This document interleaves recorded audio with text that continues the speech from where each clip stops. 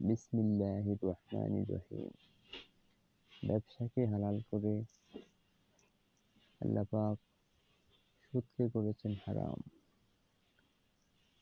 আপনারা নিশ্চয়ই অবগত আছেন, আপনি যদি আজকে চাকরি করেন, আপনি যদি কোনো কারণবশত অসুস্থ হয়ে যান, আগামীকালকে অফিসে ডিউটি করতে না পারলেই আপনার ইনকাম জিরো।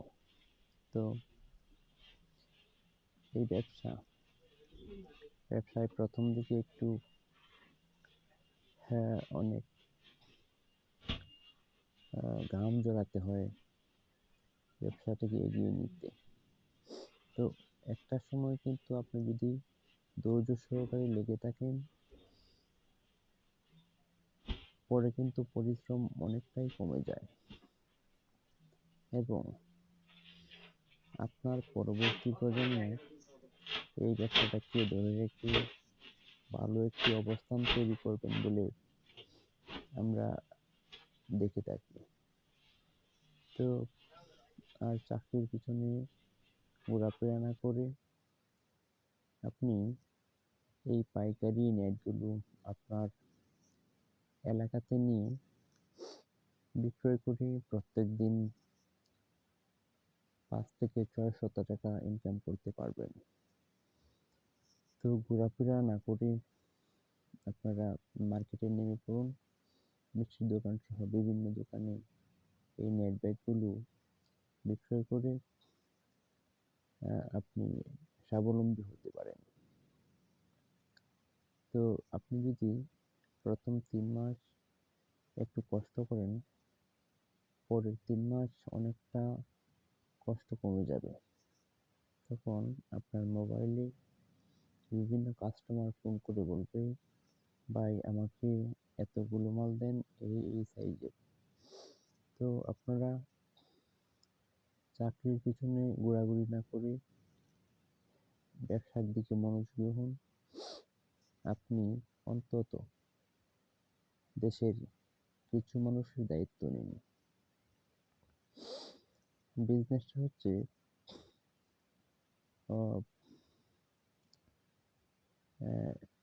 সোনার হাঁসের ডিম পাড়ার মতো একটি জিনিস।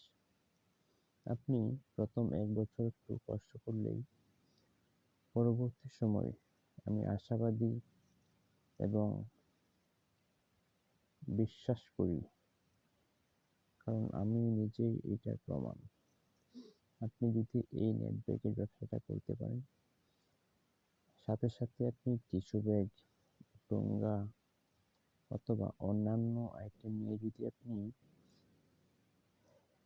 6 ঘন্টা ঘোরাফেরা করেন, তাহলে আমি আশা করি আপনি প্রত্যেকদিন 2 থেকে 2,500 টাকা ইনকাম করতে পারবেন। তো সবসময় মনে রাখবেন, বর্তমান প্রেক্ষাপটে বাকি দিবেন না। আপনার ঘরে মাল পড়ে থাকলে কোনো প্রবলেম হবে না। আপনি যদি বাকি দিয়ে আপনার সমস্ত পুঁজি শেষ করে ফেলেন, তাহলে আপনি একটি বিশৃঙ্খল অবস্থায় পড়ে যাবেন। তো সেজন্য আপনি আপনার ব্যবসার A to Z হিসাবটা রাখুন। কোন কোন খাতে খরচ করছেন, এই সবগুলো হিসাব আপনি নোট করে রাখুন। মাস শেষে আপনি টোটাল টেনে আপনি দেখুন আপনি কোন কোন খাতে কত টাকা খরচ করেছেন, এবং পরবর্তী মাসে আপনি দেখবেন আপনি যেই ভুলগুলো করেছেন সেগুলো ধরা পড়ে যাবে। আপনি এক্সাম্পল, আপনি বিভিন্ন খাতে আপনি খরচ না করলেও পারতেন, সেই জায়গাতেও আপনি হয়তোবা খরচ করেছেন। সেজন্য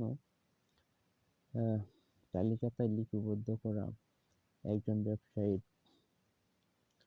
নৈতিক দায়িত্ব।